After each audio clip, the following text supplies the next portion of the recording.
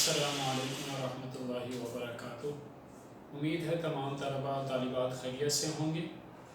مطالعہ پاکستان کے لیکچر میں ہم پاکستان کی خارجہ پالیسی کے بارے میں پڑھ رہے تھے۔ خارجہ پالیسی کے ہم نے بنیادی اصول اور یہ کون سی تنظیمیں جو ہیں پاکستان کی خارجہ پالیسی کو وضع کرتی ہیں اور تشکیل دیتی ہیں، اس کے بارے میں ہم نے پڑھا تھا۔ آج ہم پاکستان کی خارجہ پالیسی میں عالمی اسلام کے طور پر پڑھیں گے کہ پاکستان کے دوسرے مسلم ممالک کے ساتھ کس طرح کے تعلقات ہیں اور پوری دنیا کے ساتھ پاکستان کا رویہ کس طرح رہا ہے۔ سب سے پہلے ہے عالمی امور اور پاکستان کی خارجہ پالیسی۔ اب پاکستان عالمی امور جتنے بھی ہیں، یعنی جب سے یہ سرد جنگ شروع ہوئی ہے، یعنی 20ویں صدی سے، کہ یعنی جتنی بھی ہیں طاقتیں، یہ طاقتوں کے اندر برابری نہیں رہی۔ کوئی ملک حد سے زیادہ طاقتور ہے اور بہت سے ممالک جو ہیں وہ نہایت کمزور ہیں۔ یہ امریکہ جو ہے اس وقت طاقت پر ہے، تو پوری دنیا نے امریکہ کا ساتھ دیا۔ تو پاکستان کی خارجہ پالیسی یہ ہے کہ یہ جتنے بھی سپر پاورز طاقتیں ہیں، ان کا ساتھ اس طور پر نہ دیا جائے کہ ان کی ہم نوائی کی جائے، ان کے ساتھ بالکل مل بیٹھا جائے، بلکہ ان کے ساتھ ایسا رویہ اختیار کیا جائے کہ نہ ہی ان سے دشمنی کی جائے اور نہ ہی ان سے دوستی کی جائے۔ یہ ہے عالمی امور اور پاکستان کی خارجہ پالیسی۔ دہشت گردی کے خلاف عالمی اتحاد۔ اب 11 ستمبر 2001 کے اندر امریکہ کے اندر نیو یارک میں ورلڈ ٹریڈ سینٹر پر حملہ ہوا۔ اب امریکہ نے یہ جتنا بھی تھا الزام یہ افغانستان کے سر تھوپ دیا، اور اس کے بعد دہشت گردی کے خلاف امریکہ نے ایک عالمی اتحاد کیا جس کا نام نیٹو فوج بھی کہا جاتا ہے جسے۔ اب پاکستان نے عالمی اتحاد میں شرکت نہیں کی اور اس کا عالمی اتحاد میں شامل نہیں ہوا، اور دوسرا اس کے ساتھ پاکستان کی خارجہ پالیسی نے اس بات کی بھی کوشش کی کہ یہ واضح کر دیا جائے عالم پر، پوری دنیا پر، کہ دہشت گردی اور آزادی کے درمیان بہت بڑا فرق ہے۔ اگر کوئی آزادی کے لیے آواز اٹھاتا ہے تو اسے دہشت گرد نہیں کہا جاتا۔ وسیع ایشیا کے ممالک سے تعلقات۔ اب یہ وسیع ایشیا کے جتنے بھی ممالک ہیں، ازبکستان، ترکمانستان، تاجکستان، یہ روس کی جب افغانستان سے انخلا ہوا، افغانستان سے روس کو شکست ہوئی، تو اس کے بعد یہ جتنی بھی ریاستیں ہیں یہ آزاد مسلم ریاستیں بنی۔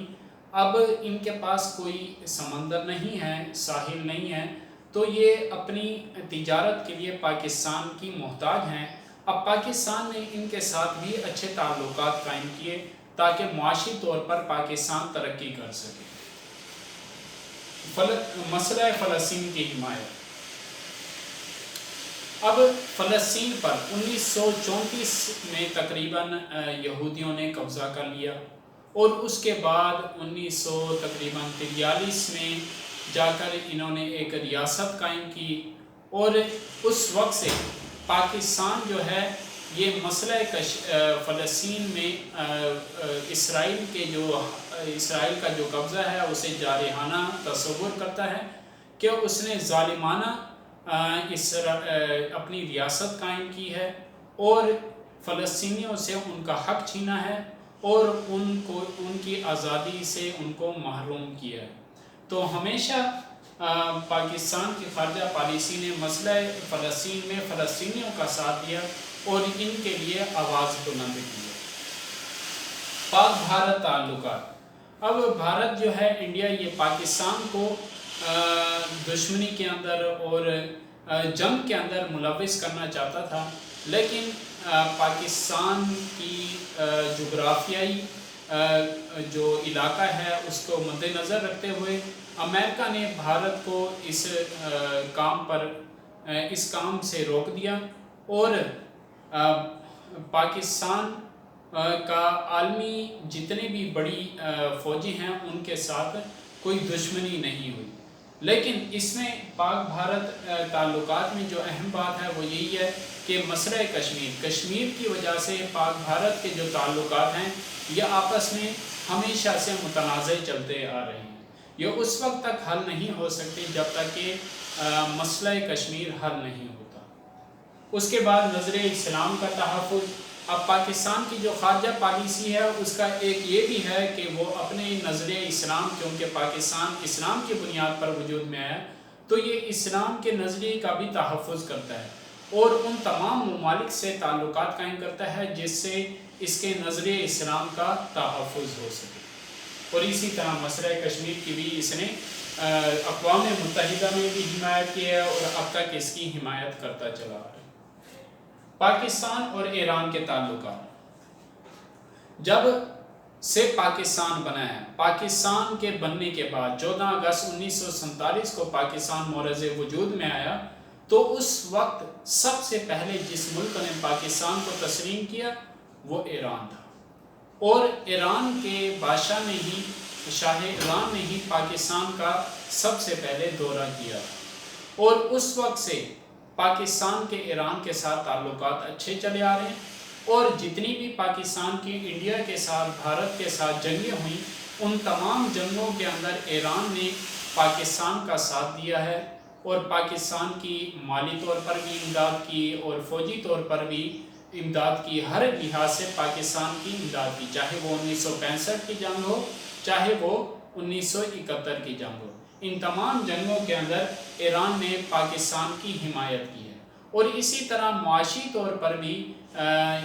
ایران اور پاکستان انہوں نے بہت سے ایسے معاہدے کیے اور تاکہ ان کی معیشت پروان چڑھ سکے اور ترقی کر سکے، اقتصادی طور پر، معاشی طور پر، ہر لحاظ سے انہوں نے آپس میں اچھے تعلقات نبھائے۔ اس کے بعد پاکستان اور افغانستان کے تعلقات۔ جب پاکستان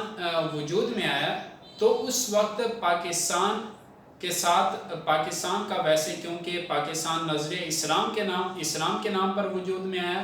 تو پاکستان اس بات کا متقاضی ہے اور اس بات کو چاہتا ہے کہ وہ تمام عالم اسلام کے مسلمانوں کے ساتھ اتحاد قائم کرے اور ان کے ساتھ دوستی قائم کرے اور ان سے دشمنی ہرگز نہ کرے۔ لیکن جیسے ہی پاکستان وجود میں آیا تو انڈیا کے اشارے پر افغانستان نے پاکستان کے کچھ علاقوں میں فتنے پیدا کر دیے اور یہ بات ظاہر کی کہ ان علاقوں پر میرا حق ہے۔ جب اس بات میں وہ ناکام ہوا تو اس نے پختونستان کا شوشہ جو ہے وہ چھوڑا کہ پختونستان سرحد کو KPK کو الگ ریاست بنایا گیا، لیکن ریفرینڈم میں پاکستان کے رہنماؤں نے بہت اچھا کردار ادا کیا جس کے اندر KPK کی عوام نے بھی پاکستان کا ساتھ دیا اور ان کی تمام سازشیں ناکام ہو گئیں۔ لیکن اس کے بعد تقریباً 1970 سے پاکستان کے افغانستان کے ساتھ اچھے تعلقات قائم ہوئے، اور اس لیے اور پاکستان بھی یہی چاہتا تھا کیونکہ افغانیوں کے ساتھ پاکستان کا جو رشتہ ہے وہ اسلام کا رشتہ ہے، اسی وجہ سے پاکستان کی ترقی جو ہے وہ افغانستان کے ساتھ دوستی کرنے میں ہی پوشیدہ ہے۔ جب دوستی کی تو اس سے پاکستان کو بھی ترقی ہوئی، اور اسی وجہ سے پاکستان نے افغانستان میں جب روس نے جنگ کی تو پاکستان نے افغانیوں کی دل کھول کر مدد کی اور ان کے لیے فوجی بھی مہیا کیے، فوجی امداد دی اور اسی طرح مالی امداد دی اور افغان مہاجرین کو بھی پناہ دی۔ اور جب 2001 کے اندر امریکہ نے حملہ کیا تو اس وقت عالمی اتحاد نے بھی پاکستان کو شمولیت کے لیے بلایا کہ پاکستان اپنی فوجیں بھی افغانستان بھیجے، لیکن پاکستان نے اس بات سے انکار کیا۔ یہ پاکستان اور افغانستان کے درمیان تعلقات۔ اس کے بعد پاکستان اور سعودی عربیہ کے درمیان تعلقات۔ اب سعودی عرب نے بھی پاکستان کے وجود میں آنے پاکستان کے یعنی جب ہندوستان سے برطانیہ جا رہا تھا تقسیم پر، پاکستان کے نظریے کی حمایت کی تھی اور مسلم لیگ کے نظریے کی کہ الگ ایک مسلم ریاست ہونی چاہیے اور اس کا نام پاکستان، ان تمام چیزوں کی سعودی عربیہ نے حمایت کی تھی۔ اور اس وقت سے شروع سے ہی سعودی عربیہ سے پاکستان کے تعلقات اچھے چلے آ رہے ہیں، اور پاکستان نے بھی سعودی عربیہ کی ہر لحاظ سے مدد کی ہے اور فوجی تعاون کیا ہے اور ہر لحاظ سے مدد کی ہے اس کی۔ اب 1965 کی جنگ ہو یا 1971 کی جنگ ہو، ان تمام جنگوں کے اندر سعودی عربیہ نے پاکستان کا ساتھ دیا ہے۔ اور 1991 میں جب خلیجی جنگیں ہوئیں تو اس کے اندر پاکستان نے سعودی عربیہ کی مدد کی اور اس کی مقامات مقدسہ کی حفاظت کے لیے اپنی فوج وہاں روانہ کی۔ پاکستان اور عراق کے درمیان تعلقات، اب پاکستان اور عراق ان کا بھی آپس میں رشتہ جو ہے وہ اسلام کا رشتہ ہے، اور خصوصاً عراق کے اندر بہت سے ایسے مقدس مقامات ہیں جن کے ساتھ پاکستانیوں کا لگاؤ ہے، یعنی حضرت علی حضرت حسین رضی اللہ تعالیٰ عنہ، اس طرح کے جتنے بھی میزار ہیں یہ تقریباً عراق کے اندر ہیں، اور بہت سے مقدس مقامات جو ہیں وہ عراق کے اندر ہیں۔ لیکن عراق کا جو تعلق ہے 1965 کی جنگ کے اندر تو عراق نے پاکستان کے موقف کی تائید کی تھی، لیکن 1971 کی جنگ کے اندر عراق جو ہے وہ روس کے دباؤ میں تھا، اسی وجہ سے عراق نے انڈیا کے موقف کی تائید کی اور پاکستان کی مخالفت کی تھی، یعنی 1971 کی جنگ کے اندر عراق نے پاکستان کے موقف کی مخالفت کی تھی۔ اور پھر 1973 کے اندر پاکستان کے اندر جو عراق کا سفارت خانہ ہے وہاں روس کا اسلحہ برآمد ہوا، تو اس وجہ سے